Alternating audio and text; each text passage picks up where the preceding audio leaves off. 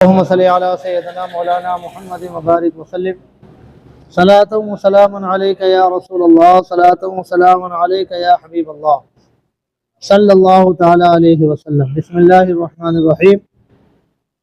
आप सुन रहे हैं नजासतों का बयान, पाकी और नापाकी के सिलसिले में चंद मसाइल समाप्त किए। अब आगे का मसला समाप्त कीजिए। मनी कपड़े में लगकर खुश्क हो गई तो फ़कत मल कर झाड़ने और साफ़ करने से कपड़ा पाक हो जाएगा, अगरचे बाद मलने के कुछ उसका असर कपड़े में बाकी रह जाए। इस मसले में औरत, मर्द, इंसान, हैवान, तंदुरुस्त, मरीज़ जिरियान सबकी मनी का एक हुक्म है। बदन में अगर मनी लग जाए तो भी इसी तरह पाक हो जाएगा। पेशाब करके तहारत ना की, पानी से न ढेले से, और मनी उस जगह पर गुजरी जहाँ पेशाब लगा हुआ है, तो ये मलने से पाक ना होगी बल्कि धोना ज़रूरी है। और अगर तहारत कर चुका था या मनी जुस्त करके निकली कि मौज़े निजासत पर न गुजरी तो मलने से पाक हो जाएगी। जिस कपड़े को मल कर पाक कर लिया अगर वो पानी से भीग जाए तो नापाक ना होगा। अगर मनी कपड़े में लगी है और अब तक तर है तो धोने से पाक होगा, मलना काफी नहीं। मोजे या जूते में दलदार नजासत लगी जैसे पाखाना, गोबर, मनी, तो अगरचे वो नजासत तर हो, खुरुचने और रगड़ने से पाक हो जाएंगे। और अगर मिसले पेशाब के कोई पतली नजासत लगी हो और उस पर मिट्टी या राख या रेता वगैरह डालकर रगड़ डालें, जब भी पाक हो जाएंगे। और अगर ऐसा ना किया यहाँ तक कि वो नजासत सूख गई तो अब बेधोए पाक ना होंगे। नापाक ज़मीन अगर खुश्क हो जाए और नजासत का असर यानी रंग बू जाता रहे, पाक हो गई, खा वो हवा से सूखी हो या धूप या आग से, मगर इससे तयम्मुम करना जायज़ नहीं, नमाज उस पर पढ़ सकते हैं। जिस कुएं में नापाक पानी हो फिर वो कुआं सूख जाए तो पाक हो गया। दरख्त और घास और दीवार और ऐसी ईंट जो ज़मीन में जुड़ी हो, ये सब खुश्क हो जाने से पाक हो गए। और अगर ईंट जुड़ी हुई ना हो तो खुश्क होने से पाक ना होगी बल्कि धोना ज़रूरी है। यूं ही दरख्त या घास सूखने के पेशतर काट ली तो तहारत के लिए धोना ज़रूरी है। अगर पत्थर ऐसा हो जो ज़मीन से जुदा ना हो सके तो खुश्क होने से पाक है, वरना धोने की ज़रूरत है।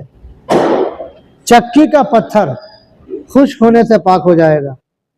कंकरी जो ज़मीन के ऊपर है खुश्क होने से पाक ना होगी, और जो ज़मीन में वसल है ज़मीन के हुक्म में है। जो चीज़ ज़मीन से मुत्तसिल थी और नजिस हो गई फिर खुश्क होने के बाद अलग की गई, अब भी पाक ही है। नापाक मिट्टी से बर्तन बनाए तो जब तक कच्चे हैं नापाक हैं, बाद पुख्ता करने के पाक हो गए। तनूर या तवे पर नापाक पानी का छींटा डाला और आंच से उसकी तरी जाती रही तो अब जो रोटी लगाई गई पाक है। उपले जलाकर खाना पकाना जायज़ है। जो चीज़ सूखने या रगड़ने वगैरह से पाक हो गई उसके बाद भीग गई तो नापाक होगी, तो नापाक ना होगी। ये चंद मसाइल, इनमें से पहला मसला था मनी के ताल्लुक से। मनी, ये गाढ़ी जब मनी होती है उस ताल्लुक से ये मसले हैं कि मनी गाढ़ी है, कपड़े में लगकर खुश्क हो गई, सूख गई, तो सूख गई, अब उसको ऐसा झाड़ दिया, मल दिया तो रगड़ देने से साफ हो जाएगा और वो पाक भी हो जाएगा। अगरचे मलने के बाद वाइट वाइट नजर आ रहा है लेकिन पूरा खुरुच दिया है, पूरा साफ हो गया है तो पाक हो जाएगा सूख जाने के बाद। इस मसले में औरत, मर्द, इंसान, हैवान, जानवर, तंदुरुस्त, बीमार, जिसको जिरियान की बीमारी हो, बार बार निकल जाता हो, उसका भी एक ही होगा। गाढ़ी में, याद रखिएगा। उसी तरह से बदन में भाई मनी लग गई है और सूख गई है, उसको भी खुरुज दिया ऐसा, तो वो भी क्या हो जाएगा, पाक हो जाएगा। एक मसला अलग से बताया कि पेशाब किया था अब पानी नहीं लिया था, न तो पानी से सुखाया था न ढेले से पाक किया था, अब मनी निकल गई और उसकी जगह पर से गुजरी जहां जहां पेशाब था, अब ये मलने से पाक नहीं हो, अब तो पूरा धोना जरूरी है, सूखने की बात थी। उसी तरह अगर तहारत कर चुका था उसके बाद निकली या मनी जस करके कूद करके निकली कि नजासत की जगह पर पेशाब के जो कतरे गिरे हुए हैं उसकी जगह पर से नहीं गुजरी, तो जहां पर है उसको खुरचने से पाक हो जाए। जिसका फिर अलग से मसला बताया कि भाई कपड़े पे लगी थी, एकदम सूख गया था, उसको खुरुच दिया, अब फिर पानी में खुरुच के पाक हो जाता है, फिर वो पानी में भीग जाए तो नापाक नहीं होगा। फिर बताया कि मनी कपड़े में लगी है और अब तक तर है, देखिए आपका बात आ गई जहन में जो खलजान होगा, अब तक तर है तो धोने से पाक होगा, मलना अब काफी नहीं। ये बार बार मलने और रगड़ने या सुखाने की जो बात आ रही है वो सूखने पर, तर है तो बगैर धोए हुए पाक, जोर से बोलिए, नहीं होगा। ये मनी के ताल्लुक से बात हो गई। अब मोजे या जूते में दलदार निजासत लगी है, जूता पहने में है या मोजा पहने में, जैसे पाखाना, गोबर, मनी, तो अगर वो तर हो, अगरचे वो तर हो, क्योंकि जगह बदली हुई है, मोजा है या जूता है, उसको रगड़ने से खुरुचने से ये पाक हो जाएगा। मोजा से मुराद वो दबीज मोजा, वरना ये भी मोजा जो है आप जो सूती का पहनते हैं तो ये हुक्म में होगा, आम कपड़े के हुक्म में होगा। तो अगरचे सूखी यानी जूता वगैरह पहने में है और मनी लग गई है उसके तलवे में या जहां पर भी, तो उसको रगड़ने से क्या हो जाएगा, खुरुचने से वो पाक हो जाए। फिर ये तो हो गई वो वाली बात दलदार वाली। और अगर पेशाब जैसी पतली निजासत कोई लगी है और उस पर आपने मिट्टी डाल दिया या राख डाल दिया या रेत डाल दिया और डाल करके रगड़ दिया, तब भी पाक हो जाएगा, ये आपने सुना। और अगर निजास ऐसा नहीं किया, पतली निजासत लगी हुई थी, रगड़ा वगड़ा नहीं, यहां तक कि वो सूख गई, यानी पेशाब सूख गया, अब रगड़ना फगड़ना कोई काम ना देगा, क्या करना होगा, धोना पड़ेगा, बेधोए पाक नहीं होगी।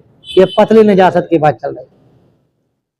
उसी तरह नापाक जमीन है, पेशाब पेशाब कर देता बच्चा, नापाक जमीन ये खुश्क हो गई है, सूख गई और निजासत का असर यानी रंग बू ये सब खत्म हो गया इसका, तो वो जमीन क्या हो गई, पाक हो गई। पाक होने का मतलब यह हुआ कि उस पर नमाज पढ़ सकते हैं, तयम्मुम उस जगह से नहीं कर सकते, यानी वो ताहिर हो गई, मुताहिर नहीं। और वजू के लिए ताहिर के साथ साथ मुताहिर भी चाहिए, पानी का भी यही हुक्म है, मिट्टी का भी यही है।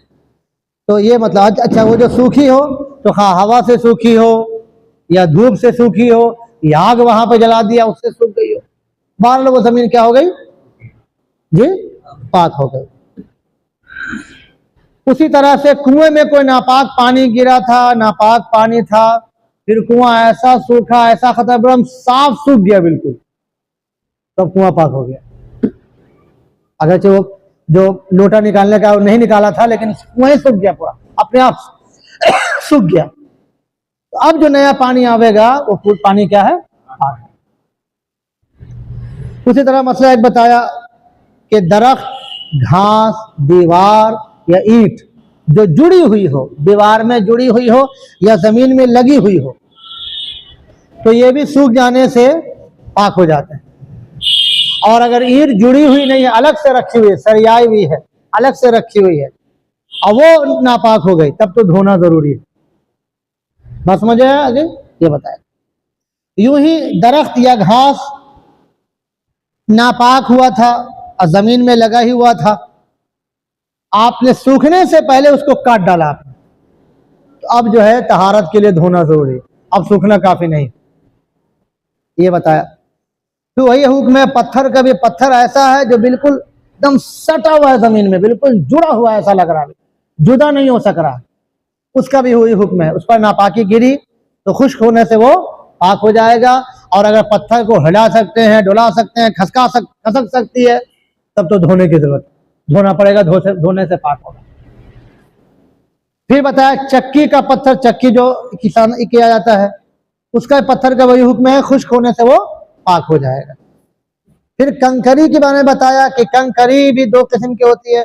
अगर जो जमीन के ऊपर है, जमीन के ऊपर है तो ये सूख जाने से पाक नहीं होगी अगर नापाक हुई है तो। और जो जमीन में वसल है यानी मिली हुई है बिल्कुल, तो जमीन के हुक्म में है कि जमीन जैसे सूख जाने से पाक हो जाती है, ये कंकर भी सूख जाने से पाक होंगे। कौन सा कंकर? हाँ, जो जमीन से तो बिल्कुल लगी हुई है।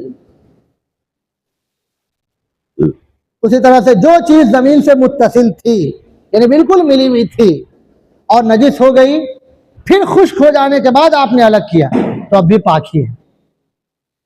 तर के बारे में बताया कि तर की हालत में निकाला तब तो धोना पड़ेगा, लेकिन खुश्क हो जाने के बाद आपने काटा तो जैसे उस वक्त पाक हो गई, अब अलग करके कुछ करते ही वो बहरहाल क्या है, पाक है। फिर एक मसला आपने सुना कि नापाक मिट्टी से बर्तन बनाया, तो जब तक वो बर्तन कच्चा है, कच्चा बोलते हैं सूखने से पहले को कच्चा बोलता है, तो जब तक वो बर्तन कच्चे हैं नापाक ही हैं। अब पुख्ता हो जाने के बाद, पुख्ता करने के बाद वो क्या हो जाएंगे, पाक हो जाएंगे। ये आपने सुना। तन्नूर जलाई जाती है, जो आग रोटी पकती है, या फिर तवे हैं, ये तो खैर पाकी है। अब उस पर कोई चीज नापाक पानी था, उसको छीट दिया, छीटा मार दिया पानी से, माना ये तो नापाक पानी था, क्या कर दिया जी, नापाक पानी से छीटा मार दिया। उसके बाद फिर वो आग की आंच आई, आग की आंच से वो क्या हो गई, उसकी तरी खत्म हो गई। अब जो रोटी पकाई जाएगी वो रोटी पाक है। क्या बात है। फुक़हा किराम की नजर देखिए, एक एक चीज पर लोग मेहनत करके माशाअल्लाह अल्लाह बड़ी मेहनत किया है उलमा किराम। उपले जलाकर खाना, एक गोईठा जलाकर खाना पकाना क्या है, जायज। आखिरी मसला, आज के दर्स का आखिरी मसला, जो चीज सूखने या रगड़ने, अभी जो आपने पढ़ा, सूखने या रगड़ने से जो चीज पाक हो जाती है, अब वो पाक हो गई, उसके बाद भीग गई तो वो पाक ही रहेगी, नापाक नहीं हो। अल्लाहुम्मा सल्ली अला सय्यिदना मौलाना मुहम्मद व बारिक व सल्लिम सलातन व सलामन अलैका या रसूलल्लाह सल्लल्लाहु तआला अलैहि वसल्लम। करीमा कारसादा बंदा नवाजा मौला करीम, पाकी और नापाकी के चंद मसाइल जो पढ़े गए, बयान किए गए, मौला इसे जहन में, दिल में, दिमाग में महफूज फरमा। मौला करीम दीनी तालिब इल्मों में हम लोगों का हश्र फरमा, इल्म दीन सीखने की, सिखाने की, इसकी बरकतें हासिल करने की तौफीक अता फरमा। रात में मसाइल सीखने की जो फजीलतें हैं, वो फजीलतें हम लोगों को हासिल फरमा दे, वो बरकतें हम लोगों को हासिल फरमा दे। दुनिया और आखिरत की भलाइयाँ नसीब फरमा, बीमारों को शिफा अता फरमा, बेरोजगारों को रोजगारी अता फरमा, हर तरह के आफात और बलिया से हम सबको महफूज व मामून फरमा। सल्लल्लाहु तआला अला खैर खल्क़ि मुहम्मदिन व अला आलिहि व अस्हाबिहि व अज़वाजिहि व ज़ुर्रिय्यतिहि अजमईन बिरहमतिका या अरहमर राहिमीन।